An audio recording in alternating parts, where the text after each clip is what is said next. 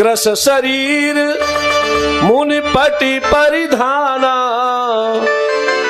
सत समाज नीति सुनहि पुराना, सत समाज नित सुनहि पुराण। आज हम लोगों के पास कोई शिष्य बनने को आता है ना, तो प्रयास यही रहता है कि तुरंत चेला बनाओ, कहीं ऐसा ना हो दूसरे का जाकर के बन जाए। और कई लोग हमसे कहा भी करते, महाराज मौका मिले तो तुरंत बना लो चेला, मतलब दूसरे के पास ना चला जाए। ये भ्रांति पाल करके हम बैठे हैं कि हमारा चेला बन जाए, और कई बार तो ऐसे चेला मिलते हैं कि गुरु को ही चेला बना लेते हैं, ऐसे ऐसे चेले मिल जाते। महात्माओं ने पहले मंत्र नहीं दिया, पहले तीर्थ यात्रा कराई, वैराग्य की दीक्षा दिया, इसके पश्चात अब मंत्र देने जा। 12 अक्षर मंत्र पुनि जपहि सहित अनुराग, वासुदेव पद पंकरु दंपत मनवती लाग।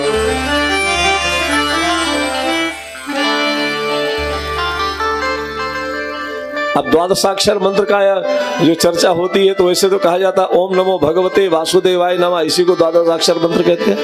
लेकिन हमारे महात्मा लोग कहते हैं कि षडाक्षर श्री सीता मंत्र और षडाक्षर श्री राम मंत्र दोनों को मिलाकर के 12 मंत्र हुए। तो 12 अक्षर, तभी तो सीताराम जी आए। 12 अक्षर मंत्र पुनि जपहि सहित अनुराग, वासुदेव पद पंकरु दंपत मन। ये मंत्र राज का ये महात्म ही है। सगुण साकार उपासक जब सदगुरुदेव भगवान से मंत्र राज का उपदेश लेते हैं, 12 मंत्र जब जपते हैं, षडाक्षर श्री राम मंत्र और षडाक्षर श्री सीता मंत्र दोनों को मिलाकर के जब जपते हैं तो भगवान जुगल सरकार की कृपा बरसती है। इसलिए मंत्र राज का जाप करना चाहिए।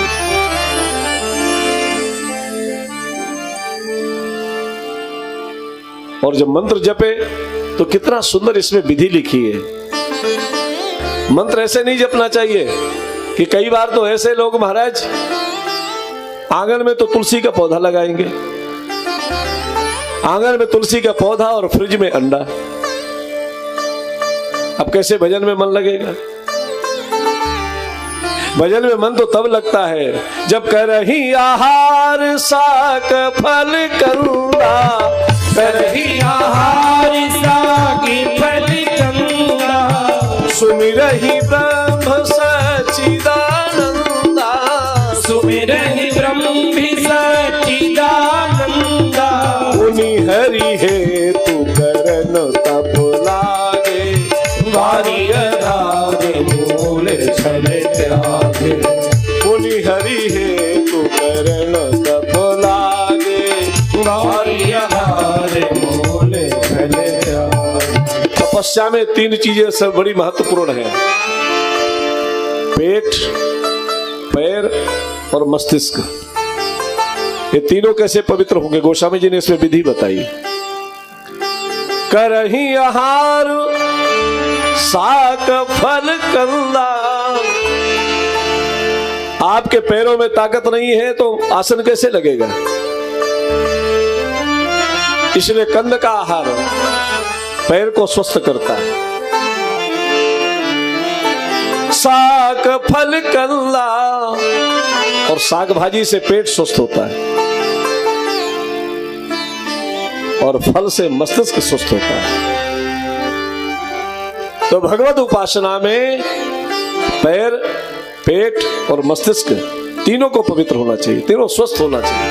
करही आहार साग फल कंदा, सुमिरहि ब्रह्म सच्चिदानंदा, सुमिरहि ब्रह्म सच्चिदानंदा, पुनि हरि हेतु करन तप लागे, पुनि हरि हेतु करन तप लागे, वारी आधार मूल फल त्यागे, वारी आधार मूल फल त्यागे। तपस्या साधना जब आगे बढ़ी महाराज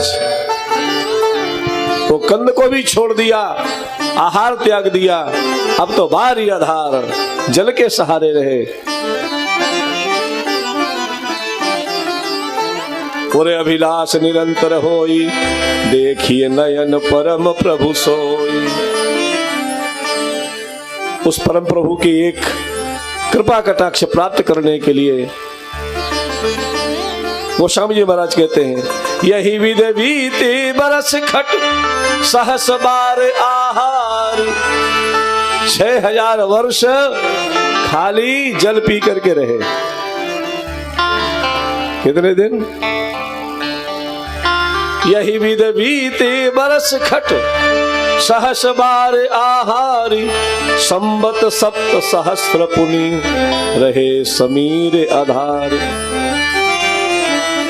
6000 वर्ष जल पी करके और 7000 वर्ष खाली वायु पी करके रहे। और बरस सहस 10 त्यागे सोऊ, बरस सहस 10 त्यागे सोई। ठाढ़े रहे एक पद दोऊ, ठाढ़े रहे एक पद दोऊ। विधि हरिहर तप किया पारा, मनु समीप आगे बहुबारा। 6000 वर्ष जल पी करके, 7000 वर्ष वायु पी करके और 10,000 वर्ष वायु को भी छोड़ करके रहे, खाली नाम के सहारे। इस प्रकार से 23,000 वर्ष की अद्भुत तपस्या महाराज मनु और शत्रुपा मैया ने किया। देखो, तपस्या में एक सबसे बड़ा गुण है कि जैसे जैसे विषयों से मन हटेगा, भूख प्यास आप वैसे ही जीतते चले जाओगे। फिर आहार कम से कम होता चला जाता है, कम से कम नहीं होता चला। कई बार तो ऐसा देखने में आता है कि नवरात्रि में लोग खाली लौंग का फूल ही खोट करके ले लेते हैं। कैसे 9 दिन रह लेते हैं?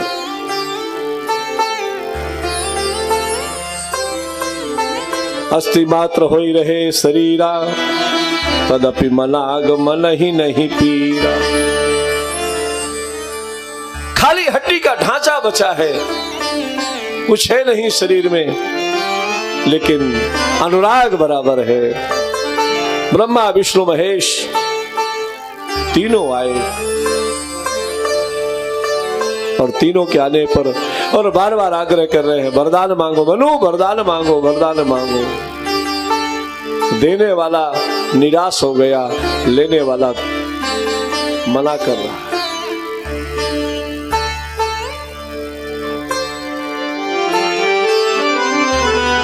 आकाशवाणी हुई, एक ऐसी दिव्य वाणी परमात्मा की सुनाई दी। ऐसी दिव्य वाणी, वाणी के श्रवण करते ही गोस्वामी जी एक बड़ी विचित्र बात लिखते हैं, हृष्ट पुष्ट तन भय सुहाए, हृष्ट पुष्ट तन भय सुहाए।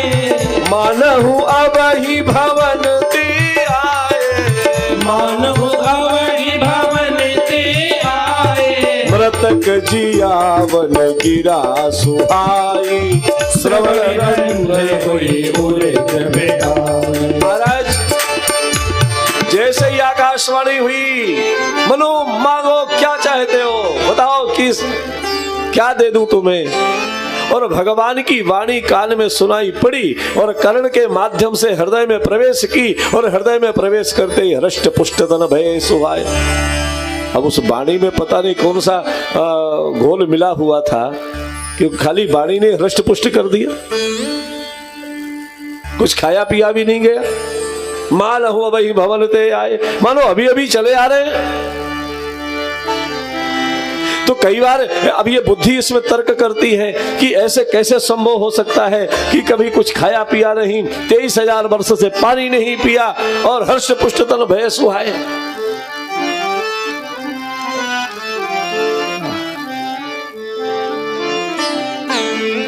चीन का युद्ध हो रहा था और एक सेना का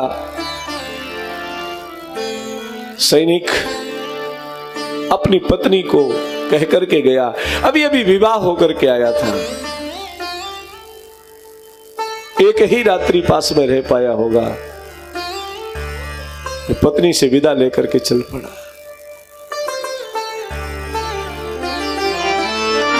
पति के विरह में, पति के वियोग में उसका शरीर सूख चुका है।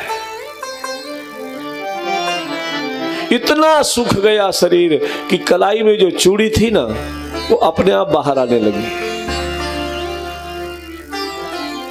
एक वर्ष के बाद वो एक दिन आया जब उसके दरवाजे में कौवा आकर के बैठा।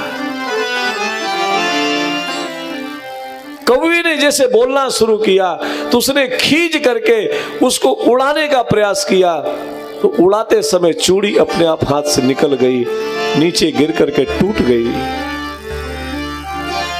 घबरा गई है। बिल्कुल हड्डी का ढांचा था इसके शरीर में।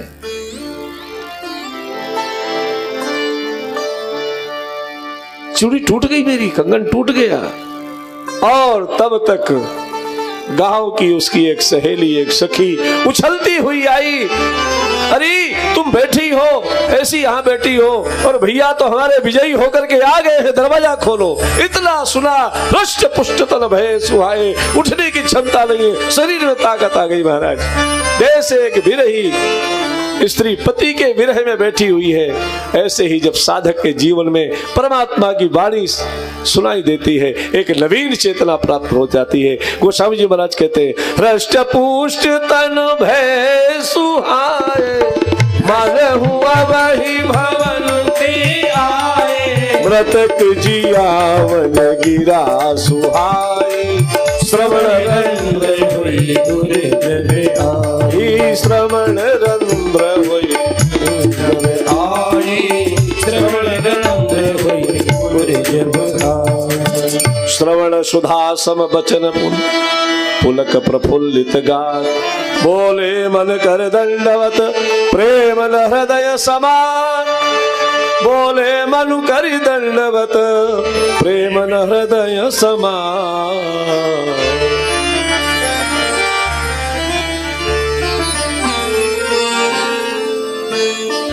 किस रूप में मुझे देखना चाहते हो? करोड़ों करोड़ों कामदेव न्यौछावर हो जाए तो भगवान कैसे आए? बोले नील सरोरु।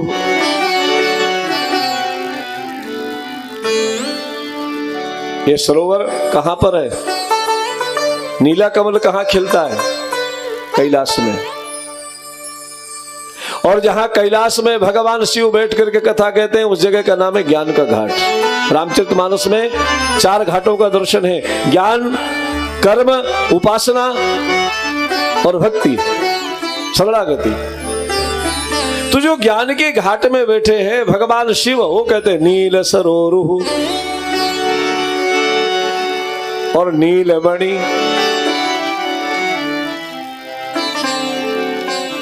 जो कर्म के घाट में बैठे हैं, ऐसे याज्ञवल्क्य जी महाराज कहते हैं कि भगवान नीलमणि है। लेकिन नीलगिरी पर्वत पर विराजमान उपासना के घाट में जो कागसुंडी जी महाराज कथा कह रहे हैं, उन्होंने कहा नहीं नहीं, नील नीर घनश्याम। मणि तो खाली सर्प को आनंद देती है, और नील कमल उसी को मिल सकता है जो वहां तक जाएगा। लेकिन नीला मेघ जब सामने आता है तो संपूर्ण समाज को आनंद प्राप्त होता है। ऐसे भगवान हमारे नील नीर घनश्याम। और तब तक गोस्वामी तुलसीदास जी महाराज ने शरणागति के घाट पर बैठ करके निर्णय दे दिया, लाज ही तनो शोभा निरखी, कोटि कोटि सतकाम।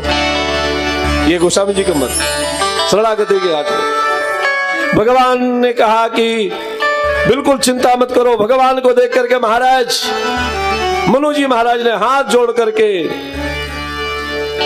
निवेदन कर दिया। भगवान ने जैसे कहा, क्या चाहते हो? और कितनी बड़ी दयालुता भगवान के देखो तो। लोग कहते हैं भगवान निर्गुण निराकार है, ऐसा सगुण साकार देवता कहाँ मिलेगा? मनु जी ने देखा और मनु जी ने जैसे साष्टांग दंडवत किया, दंडवत करने के साथ ही भगवान मनु जी को उठा लेते हैं, हृदय से लगाते हैं और फिर कहते हैं, मनु संकोच त्याग करके मुझसे मांग लो। मनु जी ने कहा कि पहला वरदान तो आप ये दो कि अगले जन्म में हम दोनों पति पत्नी एक साथ रहें। अरे भाई पुत्र चाहिए तो पत्नी तो होना चाहिए ना, तभी ना पुत्र मिलेगा। हम दोनों का जोड़ा टूटे नहीं। और फिर दूसरा वरदान ये कि महाराज चाहूं तुम ही समान सुत, प्रभु सन कवन दुराव। गोस्वामी जी कहते, देखी प्रीत सुनी बचन अमोले, देखी प्रीत सुनी बचन अमोले, एवं मास्तु करुणा निधि बोले, एवं मस्ति करुणा निधि बोले। मनु जी महाराज की प्रीति और भक्ति को देख करके भगवान बगैर विचारे कह दिए, एव मस्तु, चाहूं तुम ही समान सुत। मनु जी ने कहा और भगवान ने कह दिया तथास्तु, मिल गया। अब भगवान विचार करने लगे, रे मेरे जैसा मिलेगा कहां? तो आप सरिस खोजो कहां जाई, आप सरिस खोजो कहां जाई, नृप तब तनय होब में आई, नृप तब तनय होब में आई। मेरे जैसा मैं ही हो सकता हूं, इसलिए अब समस्या यह है ना कि कल्प वृक्ष के नीचे बैठ के कोई बात सोचो ना, तो सोचना ही तुम्हारा काम है, तो मिलना तो देना तो उसका काम है। और भगवान कल्पतरु है। मनु जी ने कहा कि चाहूं तुम ही, और फिर कह दिया समान सुत, आपको चाहता हूं। तो भगवान ने कहा कि मेरे जैसा तो मैं ही होता हूं, लेकिन अब तुमने तो मुझसे भी मांगा, मुझे भी मांगा और मेरे जैसा भी मांगा, तो मनु मैं भी आऊंगा और मेरे जैसा भी आएगा। दो दो वरदान दे। लपतव तले हो मैं शत्रुपा जी को भगवान ने कहा, देवी तुम्हारी क्या इच्छा है? तो शत्रुपा जी ने कहा, मेरे पति देव ने जो मांगा सब मेरे लिए ही मांगा है। भगवान ने कहा कि तुमको क्या मिलेगा? बोले आप इनके बेटे बनोगे तो मां तो मैं ही बनूंगी। तो भगवान ने सोचा कि आगे, अच्छा इसके बाद भगवान ने इनको देवी नहीं कहा, पहले देवी कहा। और जैसे ही शत्रुपा जी ने कहा आप मेरे बेटा बनोगे, तो भगवान ने कहा अभी से माता जी कहने की आदत डाल लो। और भगवान ने कहा मातु विवेक अलौकिक तोरे, मातु विवेक अलौकिक तोरे, कबहु न मिटी अनुग्रह मोरे, कबहु न मिटी अनुग्रह तोरे। मातु विवेक अलौकिक तोरे, कबहु न मिटी अनुग्रह तोरे। शत्रुपा जी ने कहा महाराज यदि आप देना ही चाहते हो तो जो सुख, जो गति, जो भक्ति, जो चरण स्नेह, जो विवेक और जो रहनी आप अपने निज भक्तों को देते हो सरकार, ये 6 चीजें आप हमें दे देना। सोई सुख, सोई गति, सोई भगति, सोई निज चरण स्नेह, सोई विवेक, सोई रहनी प्रभु हम ही कृपा करी दे। देखो ये रामचरितमानस जी की कथा है ना, ज्यादा इधर उधर कुछ मिलाने की जरूरत नहीं, या तो सीधे सीधे गाते चले जाओ, कुछ भी नहीं मिला रहे, खाली पंक्तियों का अर्थ चल रहा है, वो भी समय को देखते हुए कुछ इधर उधर भी कर देते हैं। भगवान कह रहे हैं कि जो इच्छा हो, गए थे एक वरदान मांगने के लिए, उपासना पुत्र की थी, लेकिन 8 वरदान मिल गए। 6 शत्रुपा जी को मिले, 2 मनु जी को मिले, और 8 में एक अलग से भगवान ने अपने मन से दिया। अब एक वरदान मेरी तरफ से भी ले लो। वो वरदान क्या था? भगवान कहते हैं कि मैं जीव को तभी मिलता हूं जब जीव के जीवन में ना तो पुण्य रहता है ना पाप रहता है। पुण्य और पाप से जब परे हो जाता है तब मेरे पास आता है। इसलिए अब तुम मम अनुशासन मानी, अभी तुम्हारे जीवन में इतने पुण्य है इसलिए तुमको स्वर्ग में जाके भोगना पड़ेगा। बस अहु जाई सुरपति राजधानी। जय जय, अयोध्या ऐसी वैसी जगह नहीं है महाराज। यहाँ पुण्य और पाप से जो परे हो जाता है अयोध्या का सेवन करता है, अयोध्या धाम उसको जगह मिलती है। बोले अयोध्यानाथ भगवान की, ये भगवान का निज धाम है अयोध्या। मथुरा माया काशी कांची अवंतिका, भगवान का परम धाम श्री अयोध्या जी है। तह करी भोग विशाल तात गए कछुकाल पुनि, जब होई हो अवध भुआल तब हम होब तुम्हार से। आप जाओ। भगवान ने एक वरदान अपनी तरफ से दिया, 9 वरदान मिले। भगवान अंतर ध्यान हुए और गोस्वामी जी महाराज कहते हैं यह इतिहास पुनीत यति उमहि कही व्रस के तू। याज्ञवल्क्य जी कहते भरद्वाज सुने अपर पुनि राम जन्म कर है। अब भगवान के आने का एक 5वां कारण है और वो है राजा सत्यकेतु की कथा।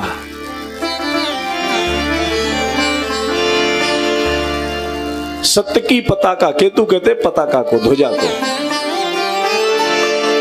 सत्यकेतु वो है जो धर्म की ध्वजा को धारण करता, सत्य की ध्वजा को धारण कर रहा है।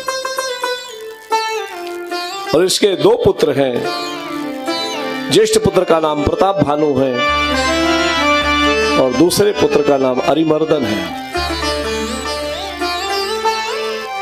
जैसे ही आयु निकली, आयु निकलने के साथ ही इसने अपनी पत्नी को कहा कि देवी अब तो तपस्या करने का अवसर आ चुका है, अब हम चले तपस्या करें।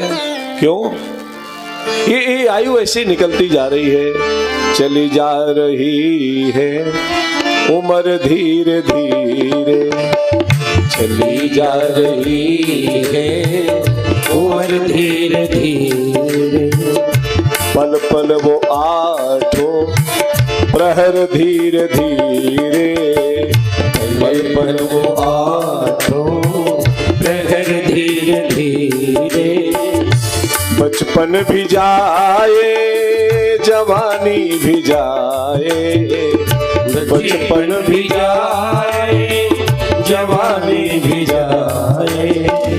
बुढ़ापे कहोगा असर धीरे धीरे, बुढ़ापे कहोगा असर धीरे धीरे। चली जा रही है उम्र धीरे धीरे, चली जा रही है उम्र धीरे धीरे। तेरे हाथ पाँवों में बल ना रहेगा, तेरे हाथ पाँवों में बल ना रहेगा। तेरे हाथ पाँवों में बल ना रहेगा, तेरे हाथ पाँवों में बल ना रहेगा।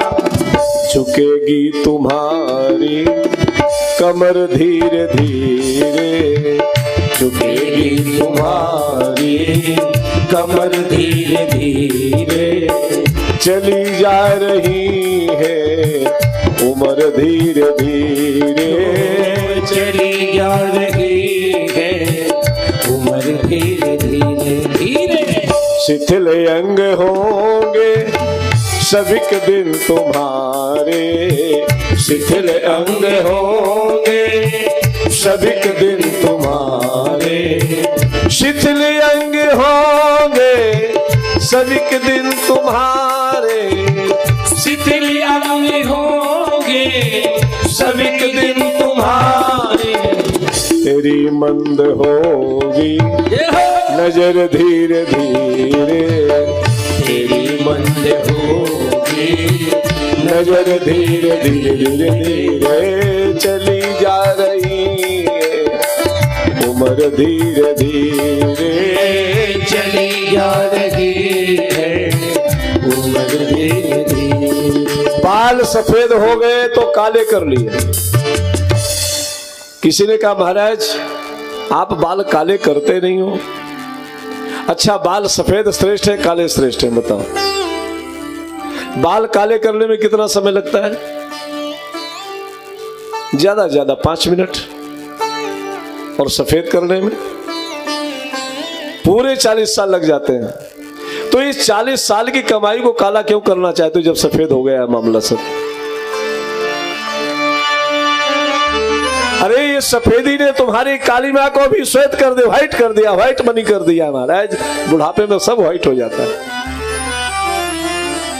भजन कर हरि का तू पल पल वो प्यारे, भजन कर हरि का तू पल पल वो प्यारे, भजन कर हरि का तू पल पल वो प्यारे।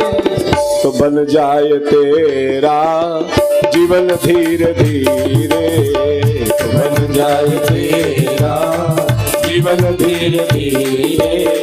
चली जा रही है उम्र धीरे धीरे, चली जा रही है उम्र धीरे धीरे। पल पल वो आठों प्रहर धीरे धीरे, पल पल वो आठों प्रहर धीरे धीरे, प्रहर धीरे धीरे, प्रहर धीरे धीरे। सत्यकेतु, अच्छा सत्यकेतु की कथा में एक दूसरा नाम आता है जिसने प्रताप भानु को भटकाया, उसका नाम है कालकेतु। सत्यकेतु और एक कालकेतु, एक सत्य की ध्वजा को लिए है और एक का नाम है कालकेतु है। काल यानी समय, समय के साथ अपने आप को जो बदल ले। गंगा किनारे गंगादास, जमुना किनारे जमुनादास। हाँ? आज अभी इसका झंडा पकड़े हैं, सत्ता दूसरी आई तो दूसरा झंडा। वही तो कालकेतु है, उसी को कालकेतु कहते हैं। प्रताप भानु ऐसा राजा हुआ, सत्यकेतु का जो बेटा है, कि गोस्वामी जी महाराज कहते हैं, जब प्रताप रवि भयउ नप फिरी दोहाई देश, प्रजापालवति वेद विद कतहु नहीं अजलेश। लेकिन ये प्रताप भानु जब ऐसे किसी व्यक्ति के, अवसरवादी व्यक्ति का संपर्क जिसको मिल जाता है, ये वो कालकेतु है जिसको राजा ने पहले परास्त कर दिया था, पराजित कर दिया था, और समय जान करके देखा कि मेरा समय ठीक नहीं है और छुप गया, और राजा शिकार खेलने के लिए गया है। विंध्याचल के 70 योजन दूर निकल गया अपने राज्य से, विंध्याचल के जंगल में महाराज इतना दूर चला गया है और रास्ता भटक गया। यद्यपि शिकार पूरा हो चुका था, फिर भी कालकेतु रूपी शूकर को देखा और उसके प्रति प्रलोभन बढ़ा।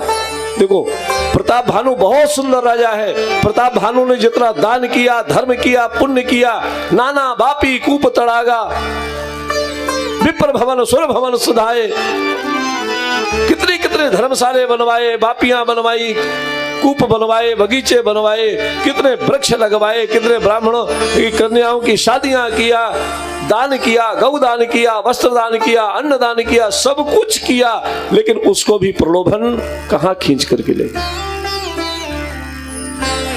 कालकेतु रास्ता भटकाता है, तो अवसरवादी लोग हमेशा रास्ते को भटका देते हैं। इसलिए अवसरवादियों से थोड़ा सावधान व्यक्ति को रहना चाहिए। कभी इधर जाए, कभी उधर जाए। ऐसा महाराज कालकेतु उसको दूर ले गया, और फिर वहां, और जो अवसरवादियों के बताए हुए रास्ते को पकड़ता है उसको कपट मुनि ही मिलता है, उसको समर्थ सदगुरु नहीं मिलता, उसको कपट मुनि ही मिलता है। और जब कपट मुनि मिलता है तो वो ऐसा सुझाव देता है कि मैं तुझे अमर कर दूंगा, जो काम ब्रह्मा नहीं कर सकते हैं मैं करके दिखा दूंगा। और परिणाम ये होता है 1 लाख ब्राह्मणों का भोजन कराता है और उसमें रसोई में मांस तैयार करवा देता है। ये कपट मुनि, परिणाम यह हुआ कि ब्राह्मणों के लिए आकाशवाणी हुई कि इसके रसोई में मांस बना है। तो ब्राह्मणों ने कहा कि हमारा धर्म भ्रष्ट करना चाह रहे थे, हमारा श्राप है, 1 वर्ष के बाद अंदर तुम्हारा सारा राज्य नष्ट हो जाएगा। ईश्वर ने हमारा धर्म बचाया, लेकिन तेरा परिवार समाप्त हो जाएगा, ऐसा श्राप दे दिया। और परिणाम यही प्रताप भानु दूसरे जन्म में रावण और छोटा भाई अरिमर्दन, कुंभकर्ण और विमात्र भाई जो था, वो जो धर्मरुचि था, जो महामंत्री था सत्यकेतु का, वो विभीषण बन करके आता है। महाराज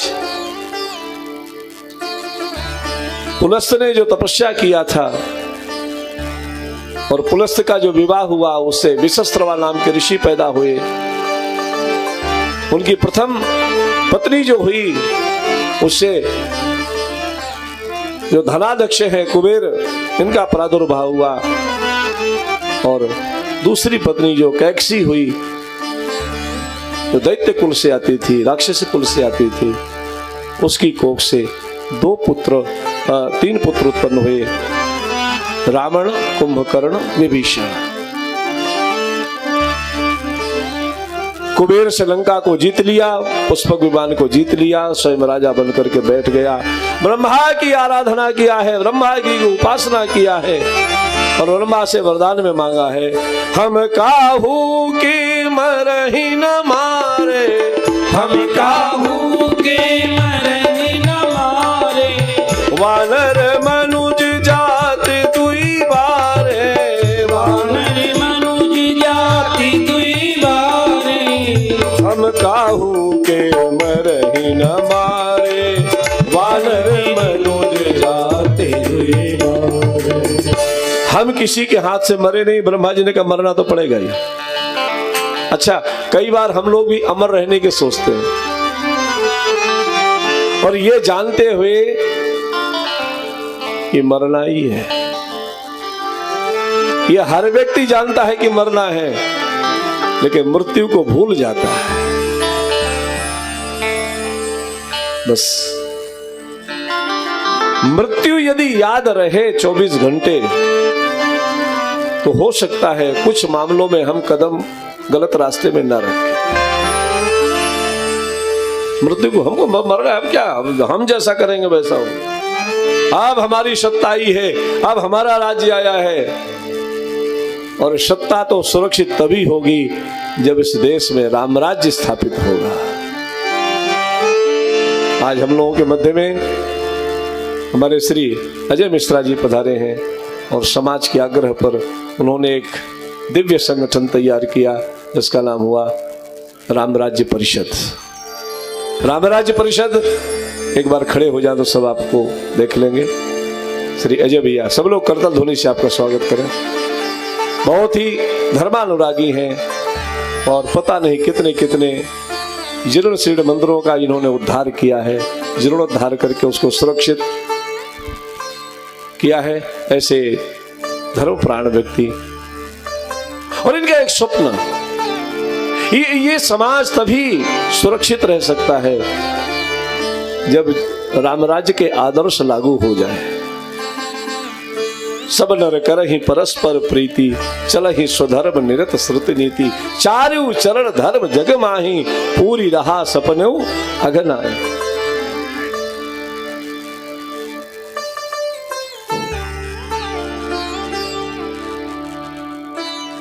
रावण ने वरदान मांगा, हम मरे नहीं। ब्रह्मा जी ने कहा मरना पड़ेगा, तो मनुष्य और बंदरों के हाथ से मर जाए। रावण ने विचार किया कि ये हमको क्या मारेंगे, हम ही मार देंगे। कुंभकर्ण ने कहा, कुंभकर्ण निश्चय किया है कि आएंगे ब्रह्मा जी तो मैं उनसे मांगूंगा, महाराज मुझे इंद्रासन दे दो। इंद्रासन में बैठने की इच्छा, लेकिन खाता इतना ज्यादा था ये कि ब्रह्मा जी ने सोचा कि अगर ज्यादा दिन तक जीवित रहेगा या समाज में ऐसे ही बैठा रहेगा तो सबको खा डालेगा, मेरी सृष्टि सब समाप्त कर देगा। तो मांगना था इंद्रासन, और ब्रह्मा जी ने सरस्वती जी को प्रेरित किया। सरस्वती ने इसकी बुद्धि को घुमाई, और जैसी बुद्धि घूमी तो इसने मांग लिया, महाराज हमको ऐसा निद्रासन मिल जाए कि हम सोते ही रहें। इंद्रासन की जगह निद्रासन मांग लिया, और विभीषण जी महाराज ने भगवान की भक्ति का वरदान मांगा है। वो स्वामी जी महाराज कहते हैं समाज में ऐसा व्यक्ति जब आता है तो एक ऐसी राक्षसी वृत्ति प्रवेश कर जाती है, और राक्षसी वृत्ति तभी नष्ट होती है जब राम जी का अवतार अवध में हो जाता है। वो समझे कि शब्द बाढ़े खल बहु चोर जुआरा, जेलम पट पर धन दरदारा, माँ नहीं मात पिता नहीं देवा, साधुन सन करवा वही सेवा, जिनकी यह आचरण भवानी, ते जानु निश्चर सब प्राणी, अतिशय देख धर्म के ग्लानि, परम सहित धरा अकुलानी, गिरिशर सिंधु भार नहीं मोही, जसमहि गनु एक परद्रोही, सकल धर्म देखई विपरीता, कहि न सकै रावण भय भीता, अब धेनु रूप धरि हृदय विचारी, गई कहाँ सुर मुरझारी, निज संताप सुनाय सिरोई, काहुत कछु काज न होई, काहू ते कछु काज न होय, सुर मुनि गंधर्वा मिलकर सर्व के विरंच के लोका, संग गोतन धारी भूमि विचारी, परम विकल भय शोका, ब्रह्मा सब जाना मन अनुमाना, मोर कछु न बसाई, जाकर दासी सो अविनाशी, हमरे तोर सहाय। ऐसी रावणी वृत्ति समाज में आ गई। जप जोग विरागा तप मख भागा, श्रवण सुनई नहीं काना, त्यही बहुविध त्रासई देश निकासई, जो कह वेद पुराना। सबसे पहले तो रावण ने डंडा चलाया कथावाचकों के ऊपर। जितने कथावाचक थे महाराज ऐसा मारा रावण ने। जप जोग विरागा तप मख भागा, श्रवण सुनई नहीं काना, श्रवण सुनई 10 सीसा, आपन उठ धावई रहाई न पावई, घर सब घालई कीसा, असभ्रष्ट अचारा भा संसारा, श्रवण सुनई नहीं काना, त्यही बहुविधि त्रासई देश निकासई, जो कह वेद पुराना। जितने कथावाचक थे रावण ने सबको देश निकाला कर दिया। ये सब गए कहां? तो कथावाचक तो बहुत है। जितने कथावाचक थे रावण आने वाला है, बोले कथावाचक जाएं कहां? बोले सभी कथावाचकों को वृंदावन पहुंचा दो, अयोध्या जी पहुंचा दो, चित्रकूट पहुंचा दो। क्यों? इन ये तीर्थ ऐसे पवित्र हैं, इन तीर्थों की रक्षा भगवान स्वयं करते हैं मूर्तिमान होकर के। इसलिए कथावाचकों ने निर्णय ले लिया, चलो हम सब लोग तीर्थों में चलते हैं, तीर्थ में रावण का प्रभाव नहीं रहेगा।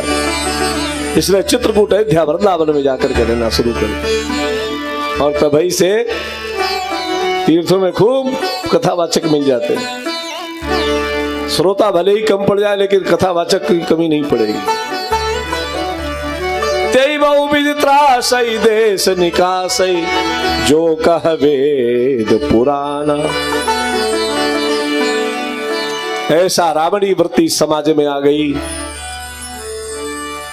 कहीं यज्ञ नहीं, कहीं धर्म नहीं, कहीं दान नहीं, चारों तरफ त्राही त्राही मचा दिया रावण के। और महाराज आदेश कर दिया, यत्र यत्र द्विजागावो वेदावरणाश्रमा क्रिया तम तम जनपदम यातम। जहां जहां ब्राह्मणों के गांव हो आग लगा दो, गौशालाएं हो आग लगा दो, जहां अग्निहोत्र हो रहा हो, हवन हो रहा हो, उपासना हो रही हो, तपस्या हो रही हो, सबको मारो। और स्वयं स्वर्ग में जाकर के चढ़ाई किया। इसके बेटे का नाम मेघनाद है, इसने जाकर के इंद्र को जीत लिया, इसका नाम ही इंद्रजीत हो गया। देवता लोग घबराए, पृथ्वी कांप गई रावण के आतंक से। और ब्रह्मा जी महाराज के समीप में गई है। धेनु रूप धरि हृदय विचारे, गई तहां जहां सुर मुनि झारी।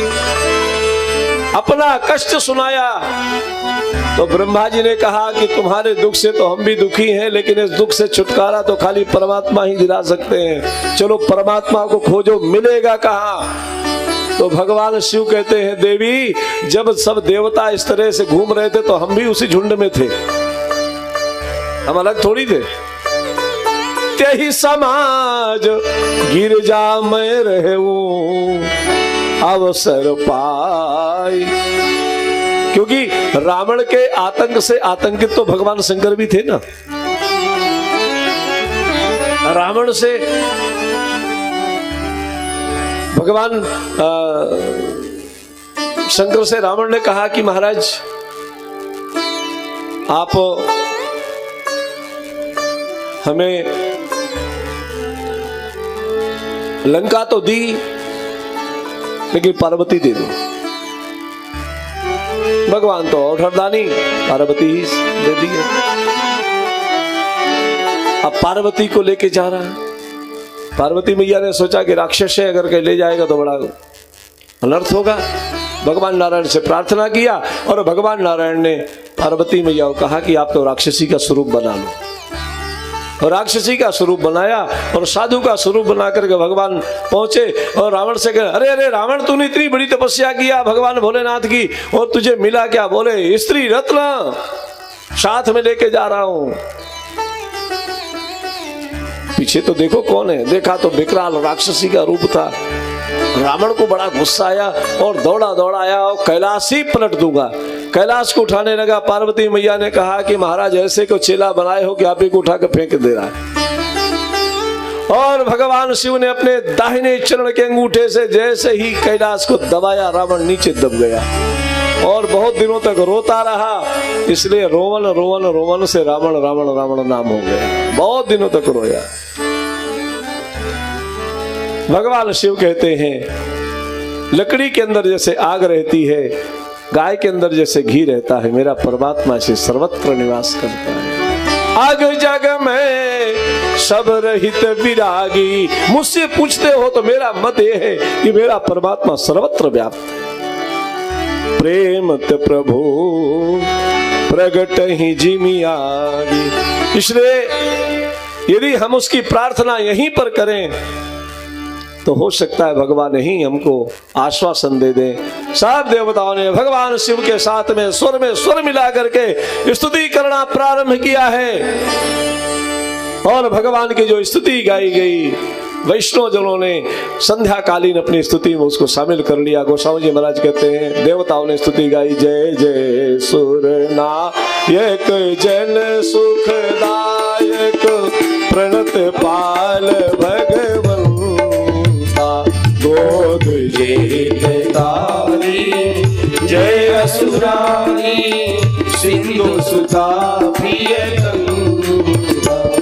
पालन सुर धरनी अद्भुत करनी मर्म न जानई कोई जो सहज कृपाला दीन दयाला करहु अनुग्रह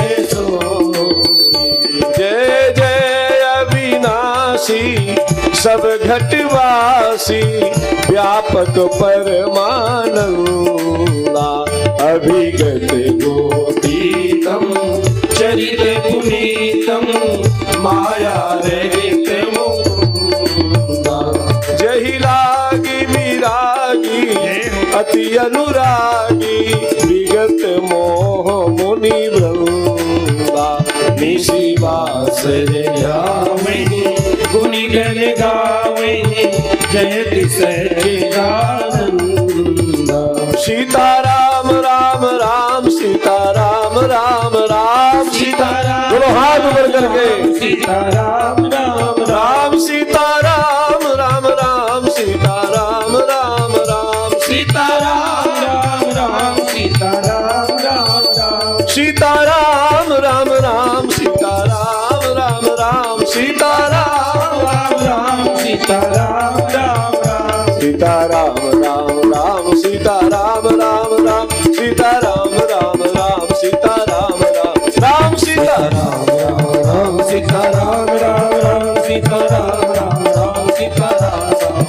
सीता राम राम राम सीता राम राम राम सीता राम राम राम सीता राम राम सीता राम राम राम सीता राम राम राम सीता राम राम राम सीता राम राम राम सीता राम राम राम सीता राम राम राम सीता राम राम राम सीता राम राम सीता राम राम राम सीता राम राम राम सीता राम राम राम सीता राम राम राम सीता राम राम राम सीता राम राम राम सीता राम राम राम सीता राम राम राम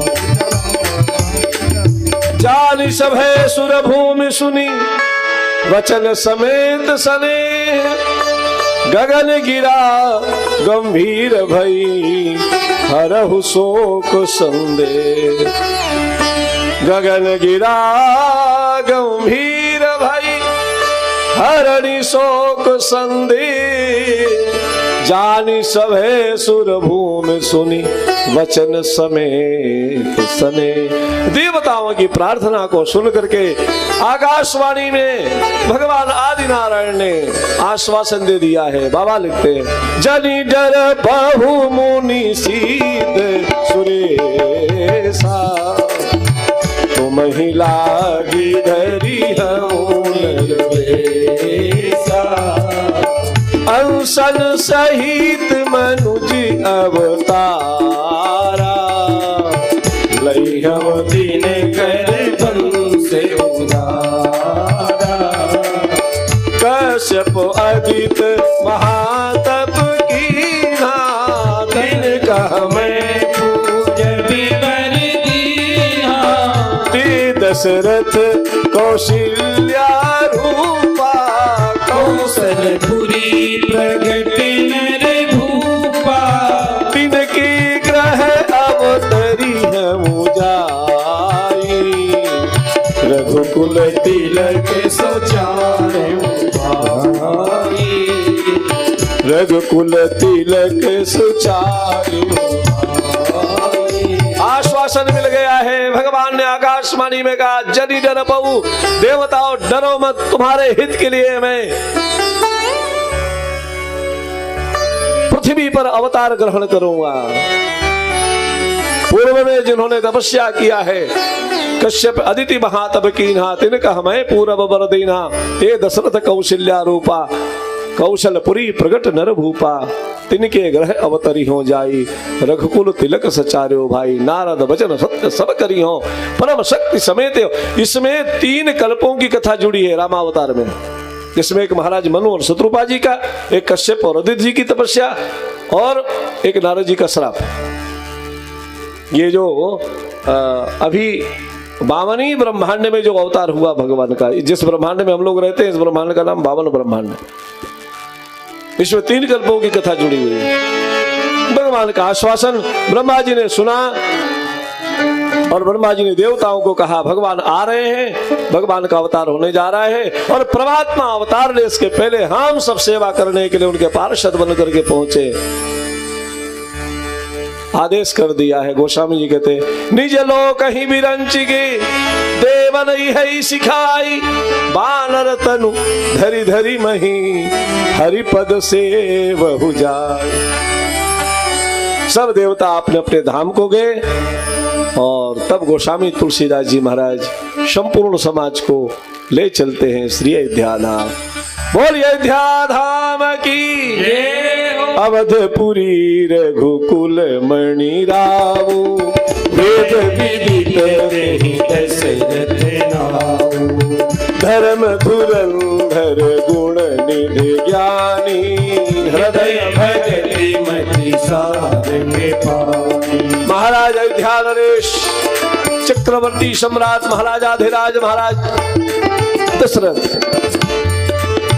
जिनकी 3 पत्नियां हैं कौशल्या दिना ऋषभ समय आचरण पुनीत पति अनुकूल प्रेम दृढ़ हरिपद कमल विनीत।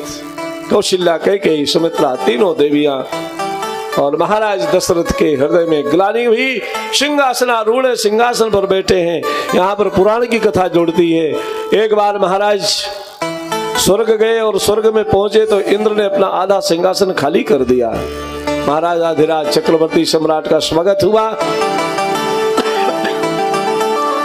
और महाराज दशरथ इंद्र से स्वागत सत्कार प्राप्त करके वापस आ रहे थे किसी कार्य से फिर वापस गए, देखा तो सिंहासन को धुला जा रहा था।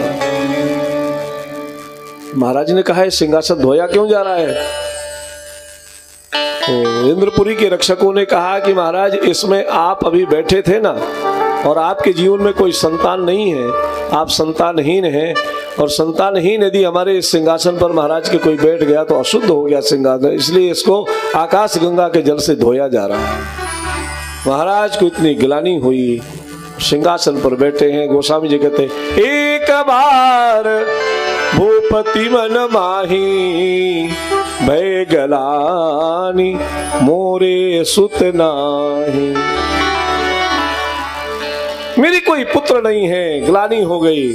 तो गोस्वामी जी कहते, गुरु ग्रह गय तुरत महिपाला, चरण लाग कर विनय विशाला, निज दुख सुख सब गुरु ही सुनायो, कई वशिष्ठ बहुविध समझायो, धरहु धीर होई है सुतचारी, जब मन विदित भगत भयहारी, श्रृंगी ऋषि वशिष्ठ बुलावा, पुत्र काम शुभ यज्ञ करावा, भगत सहित मुनि आहुत दीने, प्रगटे अग्नि जरूर कर लीने, जो वशिष्ठ कछु हृदय विचारा, सकल काजु सिद्ध तुम्हारा, यह हवि पांच देहु न पुजाई, जता जोग यही भाग्य बनाए, तब अदृश्य भय पावक सकल सबई समुझाई, परमानंद मगन नपो हरस हृदय समा, गुरु ग्रह गय तुरत महिपाला, चरण लाग कर विनय विशाला।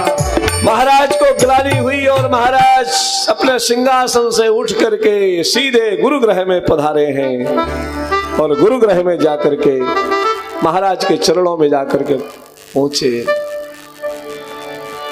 राजन, हाँ महाराज, क्या बात है? सारा जीवन निकल गया, कोई संतान नहीं है, देर से आए हो,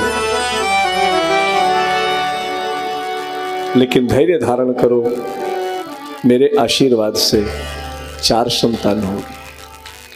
विभांडक के पुत्र श्रृंगी जी को बुला करके पुत्रेष्ठ यज्ञ करवाया गया, और यज्ञ में आहुतियां चल रही थी। उसी समय अग्निकुंड से अग्निदेव भगवान का प्रादुर्भाव हुआ, हाथ में चांदी के कटोरे में हविष्यान लेकर के प्रकट हुए हैं।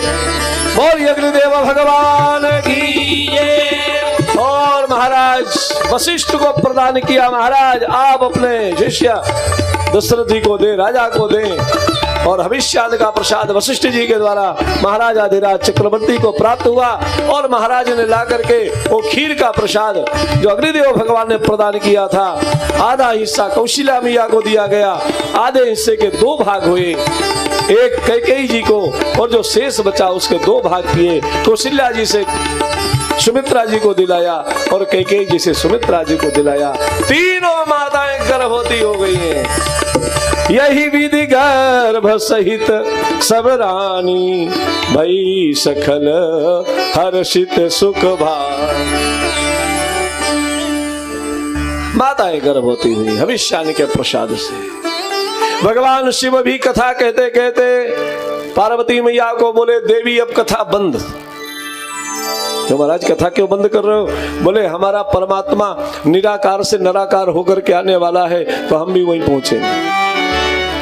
तो क्या उस निराकार परमात्मा की आप निराकार रह करके सेवा नहीं कर सकते हो? बोले ऐसा नहीं है, यदि वो निराकार से निराकार हो रहा है तो हम भी निराकार से निराकार हो जाएंगे।